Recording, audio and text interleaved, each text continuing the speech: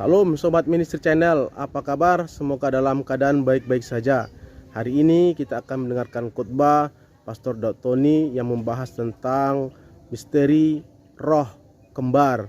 Apakah benar ada roh kembar di dunia ini? Mari kita simak penjelasan Pastor Daud Tony. Jangan lupa like, komen, dan subscribe. Tuhan Yesus memberkati. Amin.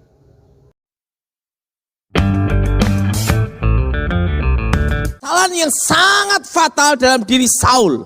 Waktu Tuhan tidak menjawab melalui nabi, waktu Tuhan tidak menjawab melalui mimpi, Urim maupun Tumim. Dan waktu itu Saul dikepung oleh Filistin. Orang-orang Filistin, prajurit-prajurit Filistin mau menyerbu Yerusalem. Dan apa yang terjadi? Disitulah Saul ketakutan. Disitulah Saul kebingungan. Pada waktu Saul ketakutan, kebingungan, waktu dikepung oleh orang-orang Filistin, dia mengambil jalan pintas. Apa saudara? Mengambil apa saudara? Mengambil jalan pintas, mengambil jalan yang sesat. Pada waktu kerajaan Saul, waktu diserbu orang Filistin, disitulah Saul mengambil jalan pintas, yaitu meminta seorang dukun di Endor untuk memanggil arwah Samuel. Dan apa yang terjadi? Yang jadi pertanyaan, apakah itu arwah Samuel? Perlu saudara tahu, kepercayaan pemanggilan arwah, penghormatan arwah itu sudah ada sejak zaman sebelum Abraham. Kepercayaan yang paling awal, kepercayaan yang paling kuno adalah penghormatan arwah. Apa saudara? Nah, kenapa orang memanggil arwah orang mati? Kenapa orang ada namanya penghormatan arwah orang mati? Yang pertama, dipercaya ada kehidupan setelah kematian. Apa saudara? Ada apa saudara? Ada kehidupan setelah apa? Kematian. Yang kedua, dipercaya arwah orang mati tahu masa lalu dan masa yang akan datang. Maka disebut namanya roh peramal. Apa saudara? Apa saudara?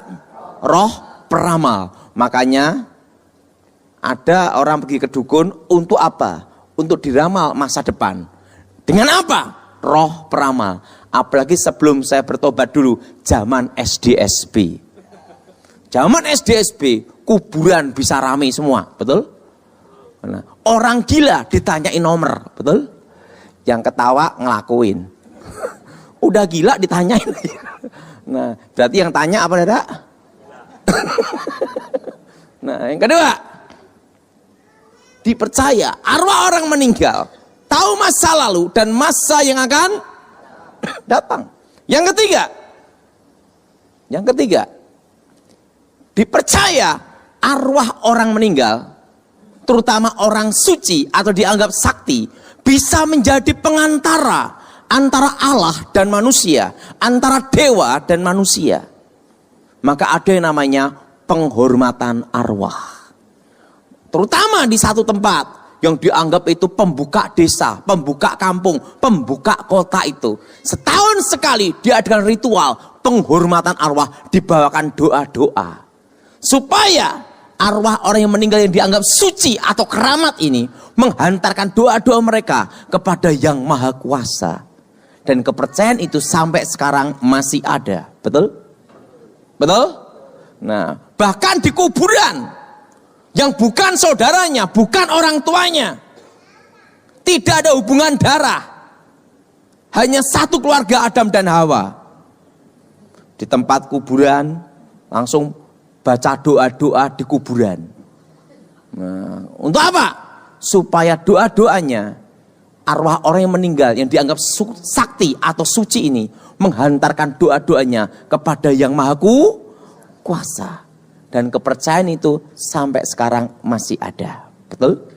Bahkan pejabat juga lakukan banyak seperti itu. Betul? Tapi tidak semua. Ada pejabat tertentu di kuburan-kuburan yang dianggap suci atau sakti. Nah, yang ketiga, dipercaya arwah orang yang meninggal punya kemampuan supranatural. Itu yang keempat. Kemampuan saudara? Kemampuan apa? Nah, makanya orang itu bertapa kebanyakan di kuburan. Tidak ada orang bertapa di diskotik bertapa. Selalu ada di mana? Di Kenapa? Karena arwah yang meninggal itu dianggap memiliki kemampuan, kekuatan supranatural. Jelas? Jelas? Dan yang kelima, ini yang parah. Dianggap arwah orang yang meninggal lebih jujur daripada orang hidup.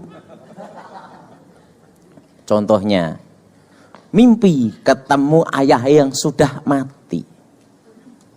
Begitu bangun dari tidur, dikasih nomor togel. Nomornya misalnya 12. Besok dibeli nomor. Belum. Gagal. Nomornya lain, yang keluar enggak taunya 17. Mimpi lagi besok tetap dibeliin. Betul? Karena dianggap arwah orang yang meninggal lebih jujur daripada orang hidup. Nah, ini 5 alasan kenapa orang memanggil, komunikasi, dan ada namanya pemujaan arwah. Jelas? Jelas? Nah, yang jadi pertanyaan, kalau kita mimpi ketemu orang yang mati atau memanggil arwah orang meninggal, apakah itu arwah mereka? Sebelum saya bertobat, saya belajar ilmu batin. Itu ada namanya ilmu ngerogo sukmo. Itu ada sedulur papat limo panjer. Dipercaya di dalam kehidupan manusia ini ada yang namanya saudara kembar. Apa saudara? Nah, makanya bayi kalau baru lahir, gitu. Tali pusatnya diambil, ditaruh toples atau satu tempat, dikubur. Setelah itu dikasih ritual, dikasih benda penerang, supaya kembaran sang jabang bayi ini, rohnya ini mengikuti sang jabang bayi. Kepercayaan itu ada sampai sekarang. Betul? Betul? Betul? Nah, yang jadi pertanyaan, apakah itu arwah orang mati? Kalau kita mimpi ketemu orang yang sudah mati, apakah itu arwah mereka? Nah, saya minta untuk contoh, ini kesini dulu. Nah, ini untuk jadi setannya dulu. Saya senang hari ini. Saya pendek, ada yang lebih pendek. Antara sesama orang pendek tidak boleh saling mendahului. Senang sekali hari ini saya. Maka saya pilih dia. Nah, coba sini.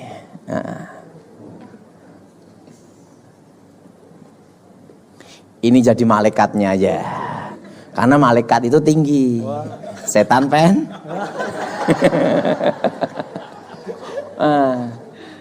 Coba Bapak ini ke sini, Pak.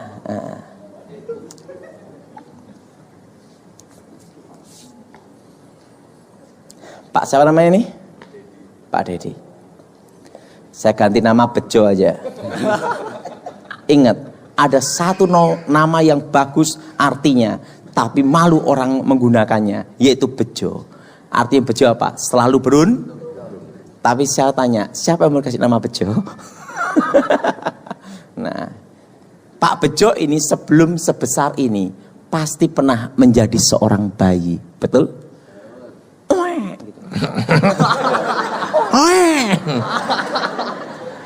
Nggak mungkin langsung lahir, haleluya, bubar, betul? Nah, langsung di sini ada setan. Langsung ada setan.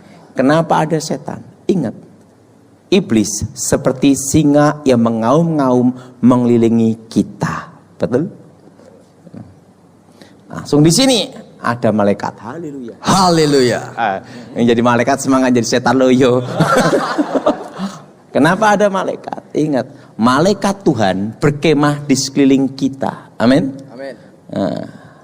Karena orang tuanya orang Kristen. Waktu usia 1 tahun, setan ini membentuk sama seperti dia 1 tahun. Tapi malaikat tidak berubah bentuk. Waktu usia 7 tahun, roh ini membentuk seperti dia 7 tahun. Malaikat tidak berubah bentuk. Usia 17 tahun, roh ini membentuk sama seperti dia 17 tahun. Tapi malaikat tidak berubah bentuk.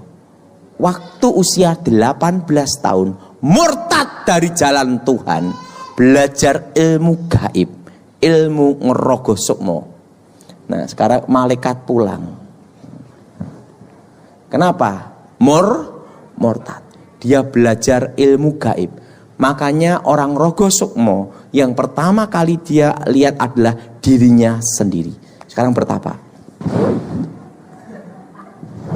Maka dia ketemu roh. Wujudnya sama seperti dia. Wujudnya sama. Makanya orang yang belajar ilmu kebatinan, ilmu rogo sukmo, mecat rogo, pertama kali dia akan ketemu adalah dirinya sendiri. Apa saudara? Wujudnya sama seperti ini. Dan roh ini pula yang pertama kali masuk untuk menghubungkan roh-roh yang lain yang disebut indera keenam. Jelas? Jelas? Jelas? Jelas? Yang menghubungkan roh-roh yang lain. Nah, usia 70 tahun mati. Peti mati. Karena tidak dalam Tuhan, langsung arwahnya ke dunia orang mati. Terpisah di antara orang hidup. Termasuk orang yang bunuh diri, langsung terpisah di antara orang hidup. Tetapi yang di kuburan adalah ini. Roh yang wujudnya sama seperti ini. Dan roh ini pula yang mendatangi anak cucunya ini. Suara sama, semua sama. Kenapa? Karena roh ini pula yang mendampingi yang mati ini semasa hidupnya. Jelas? Maka cara ngomong, hobi, kata-kata semua sama. Nah, sebelum saya bertobat, waktu mempelajari ilmu pembangkit arwah, mantra diucapkan, gedruk 3 kali. Yang muncul bukan arwah orang mati, tapi roh ini. Karena roh ini pula yang mengetahui semua rahasianya ini. Jelas? Nah, dulu tak mintai nomor, buntut. Terima kasih. Jelas?